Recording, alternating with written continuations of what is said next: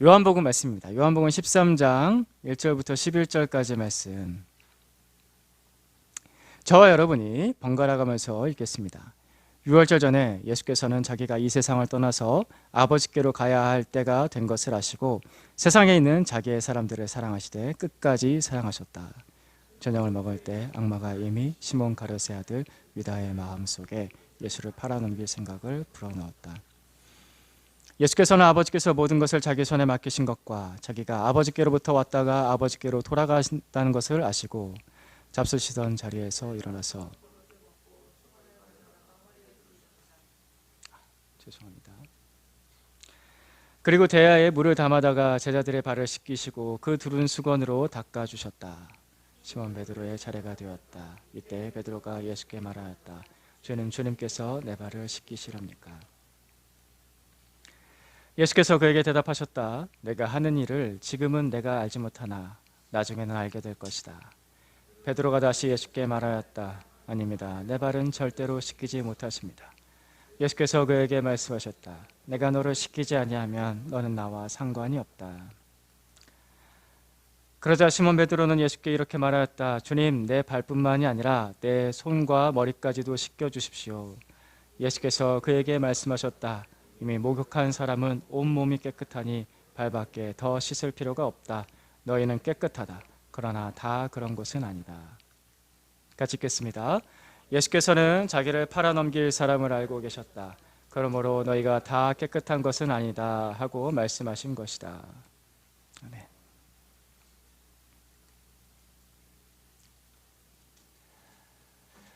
우리나라 속담에 내리사랑은 있어도 치사랑은 없다라는 말이 있습니다. 그러니까 내려오는 사랑은 있는데 치사랑, 위로 올라가는 사랑은 없다라는 말이죠. 그러니까 윗사람이 아랫사람을 사랑하는 것은 쉽지만 아랫사람이 윗사람을 사랑하는 것은 어렵다라는 말을 할 때 이 말을 쓰죠. 특별히 대표적으로 부모님이 자기 자녀를 사랑하는 만큼 그 자녀가 부모를 그만큼 사랑하기는 어렵다라는 말입니다. 쉽지 않습니다. 우리는 부모님께서 우리를 사랑하신다는 거 압니다. 그죠? 부모님이 나를 사랑하신다는 거 다 아시죠? 아시나요? 알고 계시나요? 부모님 나를 사랑하시는 거 다 알아요. 근데 그 부모님의 사랑만큼, 그 마음 쓰신 만큼, 그 헌신만큼, 그 오랜 기간 동안 나를 위해서 마음 쓰고 시간 쓰고 애쓰신 그만큼 그대로 100%다 돌려드릴 만큼, 그만큼 부모님을 사랑하기는 어렵죠. 그죠? 예, 동의가 되시나요? 그만큼 사랑하기는 어렵습니다. 그 마음 어떻게 다 알겠습니까? 그렇게 어떻게 다 사랑할 수 있겠습니까? 이처럼 가까이 계신 부모님의 사랑조차도 알지만, 부모님 나를 사랑하는 거 너무나 잘 알지만, 안다고 하지만 그 사랑을 다 알지는 못합니다. 하물며 하나님의 사랑은 어떻습니까?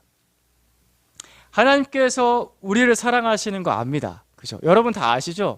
하나님께서 여러분 사랑하세요. 아멘? 아멘이십니까? 하나님께서 여러분 한 사람 한 사람을 사랑하세요.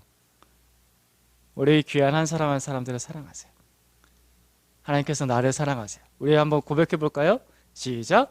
하나님께서 나를 사랑하세요. 하나님께서 나를 사랑하세요. 하나님께서 나를 사랑하세요. 그죠? 알아요.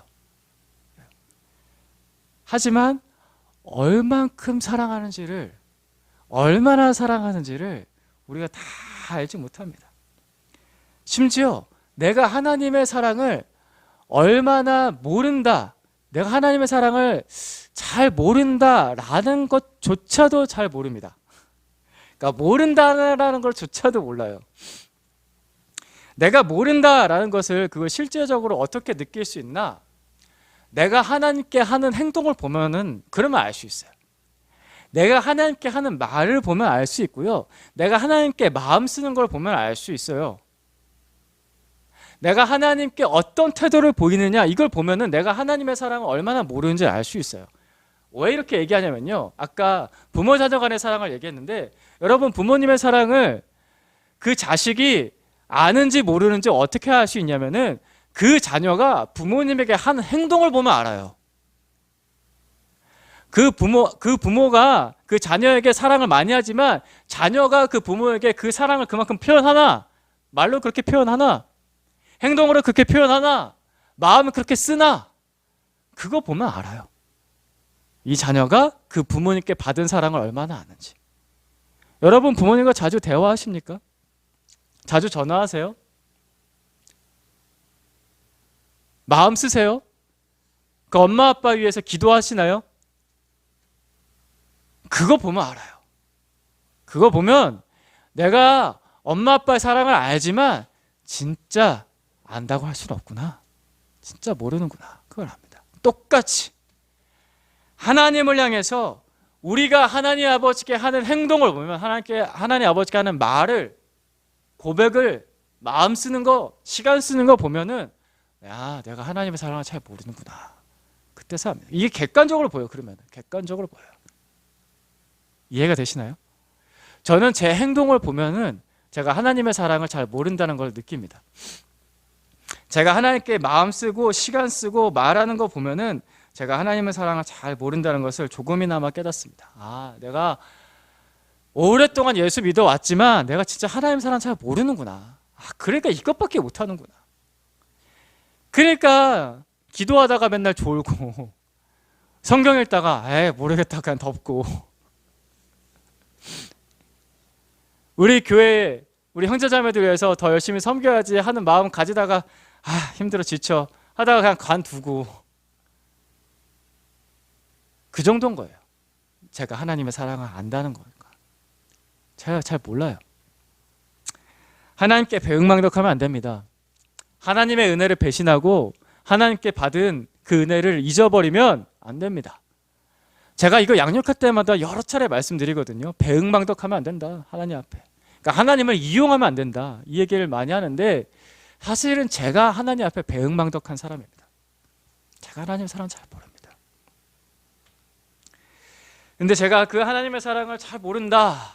이 현실, 이 실제를 느끼는 순간에 눈물이 나요. 내가 왜 이렇게 하나님 사랑을 모를까라고 느끼는 순간에 눈물이 나는데 왜 눈물이 나냐면은 내가 하나님 사랑을 잘 모른다는 걸 느낄 때 그 동시에 하나님께서 그런 나를 그럼에도 불구하고 품고 계신다는 것을 더 느끼니까 이게 참 이상한 거예요. 내가 하나님 사랑을 잘 모르는데 그런 나를 하나님께서 그럼에도 불구하고 사랑하세요. 내가 하나님의 사랑을 잘 모르니까 하나님께서 나를 멀리 두실 것 같잖아요. 근데 아니에요. 정반대예요. 그게 아니더라고요. 하나님 제가 하나님 사랑 왜 이렇게 모르죠? 라고 느낄 때 막 가슴이 저며오고 눈물이 날 것 같을 때 그때 그래도 나를 품고 계신 하나님의 사랑. 내가 그냥 몰랐을 뿐이구나. 내가 멀리 떨어진 거지 하나님의 사랑이 나한테 멀리 떨어진 건 아니구나. 그렇게 느껴요. 이 모순된 감정을 느껴요. 하나님의 사랑에 대해서. 도대체 하나님의 사랑에 비할 수가 없는 나의 감정, 나의 사랑이라는 것에 대해서 느껴요. 그래서 내리사랑은 있어도 치사랑은 없다라는 말이 맞습니다. 평생 알아도 모르겠어요. 오늘 말씀 1절 보겠습니다. 같이 읽겠습니다. 시작. 유월절 전에 예수께서는 자기가 이 세상을 떠나서 아버지께로 가야 할 때가 된 것을 아시고 세상에 있는 자기의 사람들을 사랑하시되 끝까지 사랑하셨다. 끝까지 사랑하셨다. 예수님께서는 끝까지 사랑하십니다. 여러분은 이 예수님의 사랑에 대해서 그 한계선을 어디쯤에다 그어두셨는지 모르겠습니다. 근데 사람마다 나름대로의 그 한계선을 어디쯤에다 그어둔 게 있거든요. 하나님은 무한히 사랑하시지라고 여러분 생각하시죠? 생각하시지만 여러분이 좀 안 좋을 때, 상태 안 좋을 때, 위기의 순간에 고난할 때 그때쯤에 되면은 내가 그어두었던 그 한계선이 희미하게 보입니다. 그럴 때가 올 거예요. 각자 나름대로 내가 그어두었던 그 한계선이 희미하게 보여요. 그게 있어요. 내가 안 그어뒀다고 생각해도 있어요. 그 한계선이 있거든요. 그 한계선은 어디다가 희미하게 그어뒀는지 모르겠지만 하나님께서는, 예수님께서는 그 너머 끝까지 사랑하십니다. 끝까지 사랑하신다. 우리가 인생 살면서 이런 걸 경험할 때가 올 겁니다. 모든 역사를 통틀어 가장 놀라운 소식이 있다. 이 세상에 죄가 들어온 후 인류는 하나님이 되려고 하는 무모한 과정이 있었던 반면 하나님은 태초부터 인간이 되기로 결심하셨다는 것이다. 좋아서 하는 전도라는 책에 레베카 피퍼이라는 분이 쓴 글입니다. 이 레베카 피퍼이라는 분이 전도를 참 열심히 하신 분이십니다. 그래서 그런지 참 복음에 대해서, 하나님의 사랑에 대해서, 그리고 심지어 죄에 대해서 너무나 통찰력 있는 얘기를 한 거예요. 제가 이 문장 보면서 감탄을 했습니다. 그렇지, 맞아. 여기서 복음이 느껴지지 않습니까? 여기 하나님의 사랑이 느껴지지 않습니까? 근데 여기에 또 죄가 느껴져요. 와, 이건 전도를 많이 한 사람만 얘기할 수 있는 거예요. 수많은 영혼과 부딪혀본 사람이 얘기할 수 있는 거예요. 너무 동의가 돼요. 죄가 들어온 후 인간은 하나님이 되려고 합니다. 자신이 힘을 가지고, 자신이 결정하고, 자신이 판단을 합니다. 그래서 잘 되면 문제가 없습니다. 하지만 잘 못 되면 남 탓하죠. 여러분, 그 남 탓하는 그 남의 대표자가 누군지 아십니까? 하나님이세요. 그 남의 대표자는 하나님이세요. 하나님이 계시다면 왜 이러십니까? 신이 있다면 어떻게 이럴 수 있습니까? 아니, 자기가 하나님이 되어놓고 나서, 자기가 다 결정해놓고 나서, 자기가 다 결정짓고 자기가 다 해질러놓고 나서, 아니 하나님이 이러시면 어떠십니까? 하면서 남 탓하잖아요. 인간은 그런 불완전한 하나님입니다. 인간은 그런 불완전한 하나님이 되려고 날마다 끊임없이 노력합니다. 자기가 힘을 가지고, 자기가 결정하고, 자기가 판단하고, 자기가 행동하고, 그러고는 남 탓하는 인간은 그런 불완전한 하나님입니다. 그게 죄예요. 내 생각에서, 내 삶에서 정말 진짜 창조주 하나님, 진짜 구원자 하나님을 지워버리려고 해요. 그리고 그 자리를 불완전한 하나님인 나로 채우는 거죠. 여러분, 특별한 날만 그런 게 아니에요. 평범한 일상에서도 늘 그래요. 이게 인간의 죄입니다. 여러분, 지난주 가정에서 하나님 기억하셨습니까? 여러분, 지난주 일터에서 하나님께 기도하셨습니까? 여러분, 지난주 학교 가서 책상에 앉아서 예수님 먼저 찾으셨습니까? 여러분, 지난주 설교 기억하십니까? 하나님, 나를 지켜주십시오. 내가 주님께로 피합니다. 이거 지난주 설교하면서 한 10번 했잖아요. 다시 한번 해볼까요? 시작. 하나님, 나를 지켜주십시오. 내가 주님께로 피합니다. 이거 기억하셨습니까? 지난주 일주일 동안? 기억하셨다면 훌륭하십니다. 기억하지 못하고 잊어버리고 기도하지 않았다고 한다면, 그게 내 죄입니다. 내 생각에서, 내 삶에서 하나님을 지워버립니다. 그리스도인조차도 하나님이 되려고 하는, 하나님을 지우려고 하는 죄성이 완전히 사라지질 않는 거예요. 이게 굉장히 본능처럼 일어나요. 지난주에도 얘기했잖아요. 왜 좋을까? 왜 좋을까? 내 육체의 본능대로 따라가니까요. 영혼의 본능은 끊임없이 잠재우고요, 육체의 본능을 깨워서 육체의 본능대로 자꾸 졸려고 해요. 졸지 마세요. 지우려고 해요. 하나님을 찾는 그 본성을, 하나님의 그 자리를 자꾸 지우려고. 그게 죄입니다. 그래서 교회의 도움이 필요한 겁니다. 그래서 양육자의 도움이 필요해요. 그리고 무엇보다, 그 어느 것보다 예수 그리스도의 끝없는 사랑이 필요합니다. 하나님을 잊어버리고 살 때, 하나님을 지워버리고 살 때 더 적극적으로 하나님을 밀어내죠. 하나님을 무시하죠. 하나님을 거부하는 그 행동하면서 살 때, 제가 누차 말씀드리지만 그게 죄의 핵심이에요. 내가 뭐 나쁜 말 했다, 나쁜 생각했다, 나쁜 짓을 했다, 그건 죄가 겉으로 드러나는 현상인 거죠. 증상인 거예요. 그 안에 있는 죄는 하나님을 거부하는 겁니다. 그러다가 그 죄를 짓다가 일요일에 돼서 교회에 오고 나면 그게 죄였구나라고 그제서야 생각이 나잖아요. 그게 죄였어. 양육 받다 보면은 뭐 제가 뭐 날마다 새로운 얘기하는 것도 아닌데 그제서야 내가 또 하나님을 잊어버렸구나, 그게 죄였구나라고 그제서 또 깨달아요. 그죠?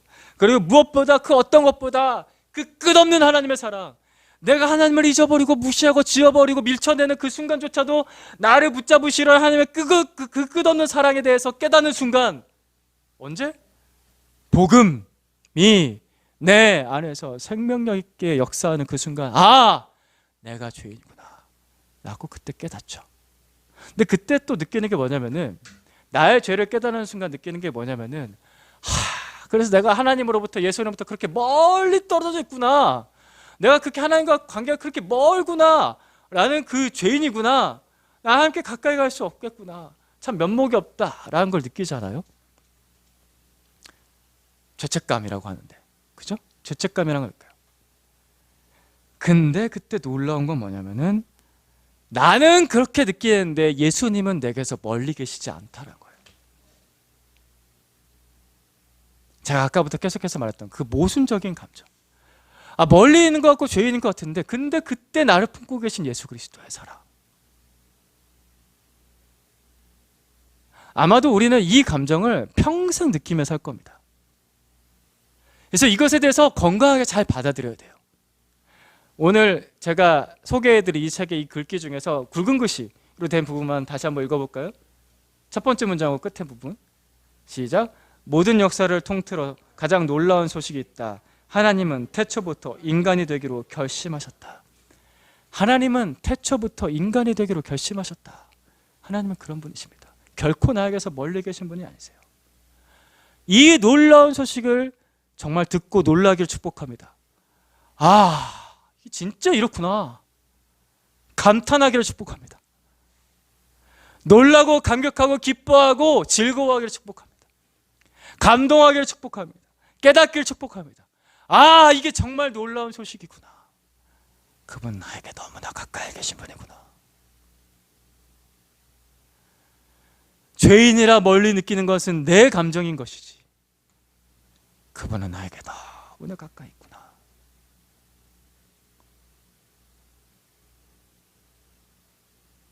우리 따라서 고백합시다. 예수님은 내 생각보다 가까이 계십니다. 근데 오늘 말씀에서 그 죄인의 대표자를 보여주는 말씀이 나오는데, 그래서 오늘 말씀에서 읽다가 이 말씀에 의문이 들 거예요. 2절 말씀일 겁니다.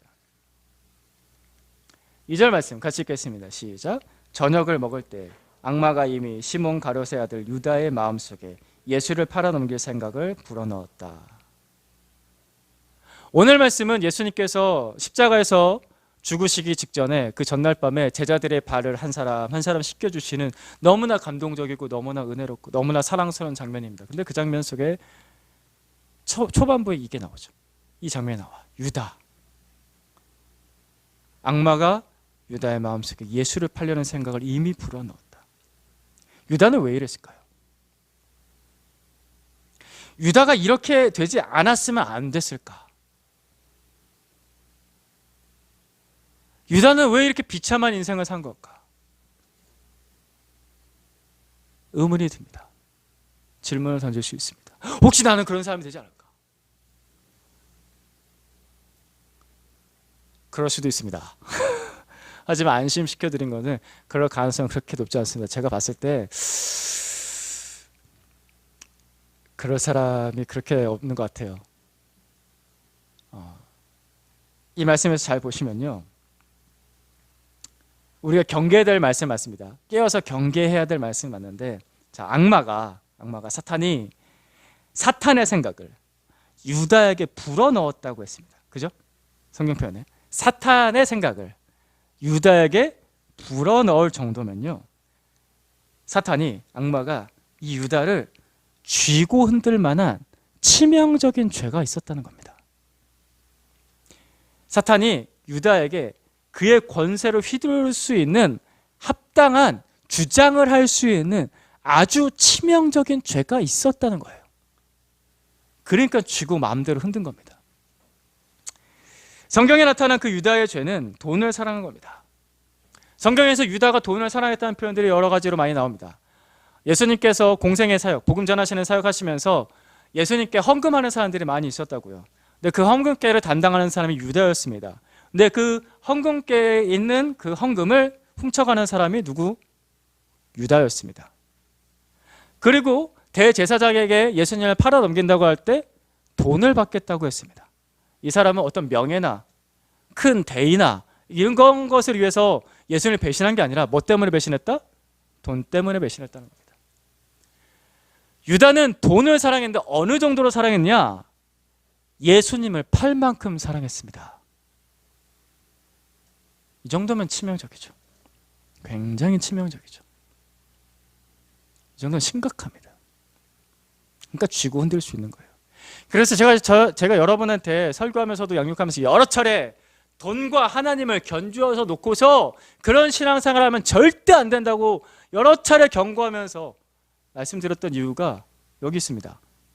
절대 견주면 안 됩니다. 하나님이 이만큼 있고 돈이 한 요 정도까지 따라오려고만 해도 경계를 하셔야 돼요. 돈은 한 이만큼 떨어져 있어야 되는 거예요. 저 밑에 있어야 되는 거예요. 감히 하나님과 견줄 수 없을 정도로 저 밑에 두십시오. 깨어있고 경계해야 됩니다. 근데 오늘 말씀에서는 우리가 초점을 맞춰야 될 것은 이런 죄뿐만이 아니라 사실은 오늘 우리가 초점을 맞춰야 될 부분은 이겁니다. 유다가 보여주는 대표성입니다. 유다가 보여주는 대표성. 유다는 이 세상을 보여주는 대표자입니다. 유다는 나의 죄를 보여주는 대표자입니다. 하나님으로부터 멀어질 수밖에 없는 죄인을 보여줍니다. 왜 사람은 그럴 수밖에 없는가? 예수님께서 유다를 제자로 부르셨어요. 그것도 12제자로 부르셨어요. 뭐 70명 중에 한 명, 한 120명 중에 한 명, 이 정도가 아니라 한 500명 중에 한 명, 이 정도가 아니라 12명 중에 한 명이다라는 느낌은 굉장히 강하거든요. 그죠? 이해가 되시죠? 12제자 중에 한 명이었습니다. 유다는. 그 정도로 예수님께서 유다를 사랑하셨습니다. 예수님께서 유다에게 특별한 대우를 하셨다고요. 오늘 본문 말씀에서 예수님께서는 유다의 발도 씻겨주셨습니다. 그렇죠? 오늘 본문 말씀에 유다는 나가 있어 이런 적 있나요? 아니에요. 오늘 말씀에서 보시면은 발을 씻겨주실 때 유다의 발도 다 씻겨주셨다고요. 그런데 유다는 그 예수님을 지워버립니다. 그죠? 돈 때문에. 내 마음에 들지 않는 하나님, 내 마음에 들지 않는 구원자, 내 마음에 들지 않는 그리스도. 그래서 내 마음에 들지 않는 그 하나님을 내가 지워버릴 수 있다고 결정할 수 있는 그 죄인의 교만한 본성을 유다가 보여줍니다. 이 본성이 바로 나의 본성입니다. 이게 얼마나 강하게 나타나느냐, 약하게 나타나느냐 사람의 차이가 있을 뿐인 거지, 이게 죄의 본질입니다. 하나님을 지울 수 있다고 생각하는 교만한 생각. 아담도 그랬잖아요. 하와도 그랬고요. 역사상에 있었던 그 수많은 죄인들은 다 그랬습니다. 그리고 또 누구도? 나도 그렇잖아요. 우리 세상에서 끊임없이 예수님을, 하나님을 지워버리잖아요. 잊어버리잖아요. 교만한 죄입니다. 이것을 유다가 아주 선명하게 보여줍니다. 그런데 예수님께서는 바로 그 죄인들을 구원하시려고 인간이 되기로 결정하셨습니다. 예수님께서 유다를 부르셨을 때 그걸 모르셨을까요? 오늘 장면에서도 예수님께서 알고 계시잖아요. 예수님께서 모르시고 유다를 부르셨을까요? 예수님께서 모르시고 나머지 11제자를 부르셨을까요? 11제자는 뭐 더 낫나요? 다 도망치잖아요. 인간이 되신 예수님은 바로 그 죄인들을 감당하시려고 이 세상에 오셨습니다.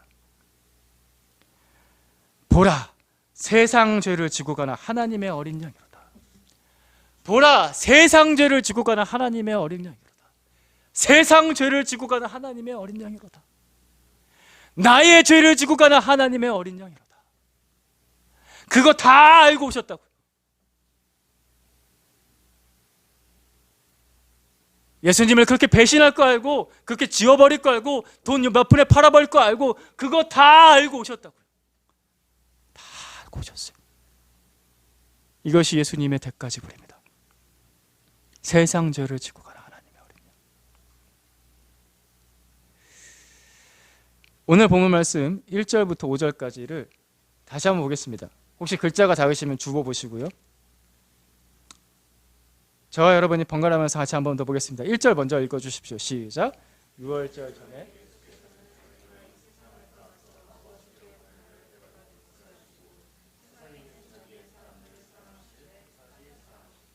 저녁 먹을 때 양마가 이미 시몬 가룟의 아들 유다의 마음속에 예수를 팔아넘길 생각을 불어넣었다.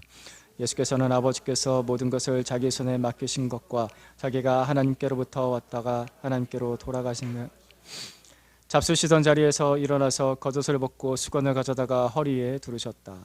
그리고 대야에 물을 담아다가 제자들의 발을 씻기시고 그 두른 수건으로 닦아주셨다. 우리는 2절 말씀을 볼 때마다 때로는 시험에 들기도 하고 의문에 들기도 하지만, 근데 이 말씀을 볼 때 2절 전체를 감싸고 있는 요한복음 13장 전체의 상황을 같이 봐야 됩니다. 유다를 비롯한 제자들, 그 제자도 다 배신하거든요. 그 배신한 제자들을 다 감싸고 계신 예수님을 봐야 돼요. 예수님을 보십시오. 바로 앞에 있는 그 죄인을, 바로 앞에 있는 그 배신자의 발을 감싸 안고 씻어주고 계시는 그 예수님을 바라보십시오. 보라, 세상 죄를 지고 가는 하나님의 어린 양이로다. 우리가 예수님의 사랑을 건강하게 받는 좋은 방법이 하나가 있는데, 그게 뭐냐면은 나의 죄를 보고서 웅크러들기도 하고 위축되기도 하고 내가 하나님부터 멀어지기도 한다는 생각이 들기도 하지만, 동시에 뭘 봐야 되냐면은 그런 나를 감싸 안고 계신 예수 그리스도를 바라보는 거예요. 그럼에도 불구하고 나를 부둥켜 안고 계신 예수 그리스도를 바라보는 거예요. 보라, 세상 죄를 지고 가는 하나님의 어린 양이로다. 그래서 이 장면을 똑똑하게 목격했던 예수님의 제자 요한은 예수님에 대해서 이렇게 기억을 합니다.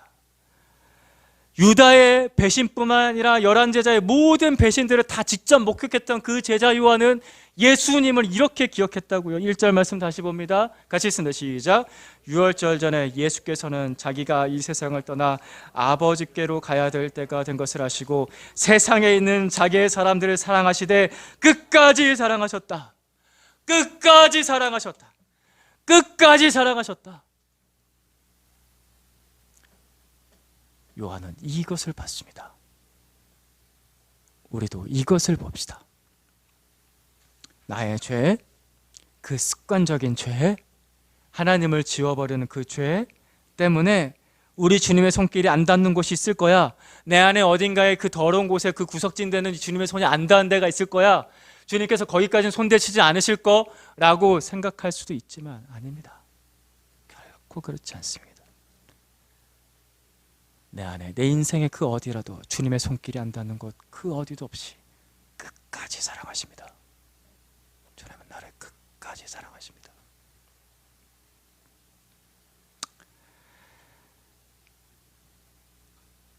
그럼에도 불구하고 오늘 말씀에서 베드로 같은 생각을 버리기가 좀 쉽지 않을 때가 있습니다. 8절 말씀 같이 읽겠습니다. 시작. 베드로가 다시 예수께 말하였다. 아닙니다. 내 발은 절대로 씻기지 못하십니다. 예수께서 그에게 말씀하셨다. 내가 너를 씻기지 아니하면 너는 나와 상관이 없다. 네. 아닙니다. 내 발은 절대로 씻기지 못하십니다. 왜냐하면 발이 제일 더럽거든요. 그때 당시에 중동에서는요 다 샌들 신고 다녔습니다. 그래서 모래바람이 불어오니까요 발이 더러울 수밖에 없었어요. 그래서 그 더러운 발을 씻어주는 일을 하는 사람은요 제일 낮은 종이 하는 일이었습니다. 그 더러운 발을 예수님이 씻기시다니요. 예수님, 제 더러운 곳을 주님의 손이 닿으시면 안 되죠. 내 마음의 가장 더러운 것을 주님께서 손 대실 수는 없죠. 주님은 그것에 손 대실 수도 없고 손 대지도 않으실 그런 거룩하신 분이시잖아요. 또는 이런 죄는, 이 더러운 죄는 제가 감히 주님 앞에 꺼내놓을 수가 없습니다. 그런 생각을 하실 수도 있습니다. 그럴 수도 있죠. 베드로도 그랬으니까요. 베드로는요 예수님과 굉장히 가까운 제자였습니다. 제가 베드로에 대해서 여러 차례 말씀드렸지만 아마 12제자 중에서 예수님하고 제일 누가 친하니? 라고 물어보면 제일 먼저 손들 사람 베드로. 내가 제일 친해! 라고 할 사람이 베드로. 예수님 제일 사랑하는 사람, 손들 사람, 내가 예수님 제일 사랑해. 우리 중에서 한번 해볼까요? 예수님 제일 사랑하시면 손 들어보세요. 왜 아무도 안 들어요? 큰일 났네. 이게 뭐야 이게. 이렇게 들어야지 이렇게. 다시 한번 예수님 제일 사랑하면 손 들어봅시다. 뭐야 삐죽삐죽. 여러분은 그렇게 느껴도 예수님 여러분 가까이 계십니다. 아멘. 예수님 제일 사랑하는 분 하면 베드로가 제일 먼저 손 들었을 사람이에요. 그만큼 예수님하고 친밀하고 예수님 많이 사랑하고 가깝고 그랬던 사람인데 그런 베드로였는데 베드로도 예수님의 사랑을 다 알지 못한 거예요. 다 알 수가 없었던 거예요. 예수님께서 도대체 어디까지 나를 사랑하시는지는 몰랐던 거예요. 베드로도 어디까지 사랑하실지는 어디까지 사랑하실지 몰랐던 거예요. 내가 너를 씻기지 아니하면 너는 나와 상관이 없다. 예수님께서 나의 죄를 씻어주러 오셨죠. 나의 더러움을 씻어주러 오셨어요. 그거 다 알아요. 교회 웬만큼 다니면 다 안다고요. 여러분 다 아시죠? 그런데 어디까지 나를 씻어주실지를 그거 알고 경험하느냐. 그 씻어주심을 어디까지 경험해 보느냐에 따라서 예수님에 대한 믿음이 시작하고요. 그 믿음이 자라납니다. 도대체 어디까지? 아까도 제가 말씀드렸죠. 여러분 나름의 한계선이 있다니까요. 쓱 그어놓은 게 있어요. 예수님 이 정도. 그걸 뛰어넘는 예수님의 사랑을 볼 때 그때 믿음이 자랍니다. 예수님 여기까지 나를 사랑하시나? 라는 걸 경험할 때 그때 내가 진짜 예수님께 나의 인생을 맡겨도 되겠구나 라고 하면서 믿음이 시작이 됩니다. 어디까지 나를 씻어주시나. 내 몸의 구석구석을 남이 씻겨주는 경험을 해보신 분 계십니까? 구석구석을 남한테 맡긴 거예요. 그래서 나를 다 씻어, 나는 가만히 있고. 있으세요? 여러분 있으세요? 그죠? 인생에서 크게 두 번 있습니다. 태어날 때 그리고 죽을 때. 아기가 태어나면요 집에 엄마 아빠가 하루 종일 아기를 씻기고 입히고 먹이고 재우고 놀아주고 계속해서 섬겨요. 어느 아기가 혼자서 먹어요? 혼자서 잠자요? 혼자서 씻어야지. 아기가 씻어야겠다. 그 짧은 팔로. 아기는 머리 감기도 어려워요. 여러분 아기가 귀여운 이유 아세요? 몸 사이즈하고 얼굴 사이즈가 똑같아가지고요. 팔을 들면요 팔이 이렇게 닿아요. 우리는 이렇게 닿잖아요. 그러니까 머리를 감을 수가 있거든요. 아기는 자기 머리 못 감아요. 이러고 감고 못해요. 할 줄 안다고 해도 이렇게 안 돼요. 아기는 자기 혼자서 절대 못 씻어요. 못 먹어요. 부모지만 부모가 종처럼 아이를 섬겨줘요. 그 섬겨주는 그 사랑이 사람을 만듭니다. 그 구석구석 씻겨준 엄마 아빠의 사랑이 아이를 사람답게 만드는 거예요. 그죠? 예수님께서 오늘 본문에서 다 큰 어른들의 발을 씻겨줍니다. 그 발을 씻길 때, 그 배신자의 발을 씻길 때 이렇게 말씀하셨죠. 내가 너를 씻기지 않으면 너는 나와 상관이 없다. 예수님께서 그 발을 씻길 때 어떤 마음이셨을까? 제가 예전에 여러 가지로 묵상을 해보다가 또 설교도 듣다가 깨달았던 게 뭐냐면은 예수님께서 아마 이 마음이셨던 것 같아요. 얘야, 오늘 이 발로 나를 버리고 떠날 텐데 죽지 말아라. 절망하지 말아라. 이 발로 나한테 다시 돌아와야 된다. 그런 마음으로 그 발 씻기지 않으셨을까? 예수님께서 종이 되어서 우리를 씻겨주십니다. 가장 더러운 것을, 가장 추악한 것을, 가장 치명적인 죄를 예수님께서 씻겨주십니다. 예수님의 그 씻어주심이 나를 그리스도인 되게 하는 거예요. 예수님의 그 씻어주심이 나를 하나님의 자녀 되게 하는 겁니다. 예수님께서는 그렇게 우리에게 하나님의 사랑, 그 아버지의 사랑을 보여주셨어요. 씻어주셔서. 그래서 이 씻어주심을 어디까지 경험하느냐가 여러분의 신앙을 건강하게 만들 겁니다. 더 깊이, 더 많이, 더 멀리까지 많이 경험하기를 축복합니다. 9절 말씀 같이 읽겠습니다. 시작. 그러자 시몬 베드로는 예수께 이렇게 말하였다. 주님, 내 발뿐만 아니라 손과 머리까지도 씻겨주십시오. 예수님께서는 베드로가 이 말을 하자 그럴 필요까지는 없다라고 말씀하셨지만, 저는 이 말씀 묵상할 때마다 정말 제 마음 같다라는 생각이 들어요. 이렇게 베드로처럼 구하고 싶을 때가 있어요. 제가 죄 지을 때, 제가 너무 부끄럽다고 느껴질 때, 하나님의 사랑에 대해서 내가 너무나도 보잘것없게 하나님을 사랑한다고 느껴질 때, 아니 어떻게 이걸 믿음이라고 하지? 라고 생각이 들 때, 내가 주님을 정말 믿는다고 말할 수 그런 자격이 내한테 있나라는 생각이 들 때, 주님, 제 구석구석 다 씻겨주십시오. 너무 부끄럽습니다. 제 구석구석 안 되는데 혹시 다 씻겨주십시오. 그렇게 구하고 싶습니다. 너무 부끄러웠어. 제 믿음에 제 사랑에 너무 보잘것이 없어서 그럴 때가 있습니다. 구석구석 씻겨주십시오.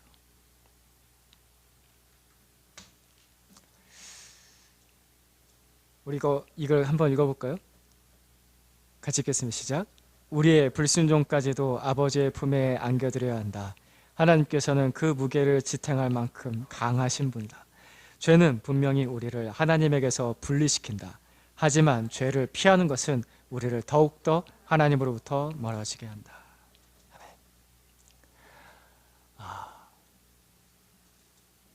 기도를 쓴 리처드 포스터가 썼던 내용입니다. 여러분, 죄 때문에, 나의 죄 때문에 예수님께 너무 면목이 없어서 예수님으로부터 더 멀어지려고 하지 마십시오. 면목 없습니다. 세상에서 말하는 소위 쭈구리, 찌그러져서 저기 구석에, 안 그러셔도 됩니다. 그건 핑계가 되지가 않습니다. 그러지 않아도 됩니다. 죄가 있죠. 하나님부터 멀어지게 하는 죄가 있습니다. 하나님을 지워버린 그 죄가 있습니다. 그 죄를 지은 그 집에서 하나님, 예수님 저를 씻겨주십시오 라고 구하십시오. 하나님을 무시한 죄를 지은 그 직장에서 하나님, 저를 씻겨주십시오. 예수님 저를 좀 씻겨주십시오 하고 구하십시오. 하나님을 잊어버린 그 학교에서 예수님, 제가 또 잘못했습니다. 저를 좀 씻겨주십시오 하고 구하십시오. 여러분이 죄를 지은 바로 그 자리, 그 시간, 그 삶의 한복판에서 예수님, 저를 씻겨주십시오. 저를 씻겨주십시오. 구하세요. 하나님께서는 그런 나를 구원하려고 인간이 되기로 결심하신 분입니다. 그래서 우리 이 세상 한복판으로 오신 분이세요. 내 마음이 멀리 있는 거지 하나님의 사랑은 결코 우리에게 멀리 있지 않습니다. 내리사랑은 있어도 치사랑은 없습니다. 아마 우리 평생 그럴 겁니다. 그래서 우리가 예수님의 사랑을 알고 또 알고 경험하고 경험해도 아마 평생 다 알지 못할 겁니다. 그래도 어디까지 날 사랑하시는지, 어디까지 날 씻겨주시는지를 날마다 경험하고 날마다 알아가고, 그래서 예수님 없으면 살 수 없네요. 예수님 오늘 저를 씻겨주세요 라고 구하는 행복한 자녀가 되기를 축복합니다.